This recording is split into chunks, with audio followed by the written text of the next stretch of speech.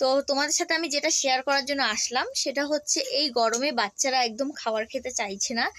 তো সেই কারণে আর কি, খাবার বলতে কি ভারী খাওয়া তো খেতে চাইছেই না, উপরন্তু মানে পাতলা যেসব খাওয়া, দুধ বলো বা জুস বলো, এসবও খাবার খেতে চাইছে না। তো সেই ক্ষেত্রে বলছি বাচ্চাদেরকে জোর করবে না। ওদের যখন খাওয়ার রুচি হবে ওরা অবশ্যই খাবে, নিজের থেকেই খাবে। আর জোর করলে কি হয়, খাওয়ার প্রতি একটা অরুচি চলে আসে। সেই ক্ষেত্রে হয় কি, বাচ্চারা যেই সব খাবার খেতে ভালোবাসে সেই সব খাবারও ওরা পরে খেতে চাইবে না, কারণ যদি অরুচি চলে আসে। তো সেই কারণে এই গরমে পারলে বেশি করে ওআরএস খাও, যাতে ডিহাইড্রেশন না হয় বাচ্চাদের।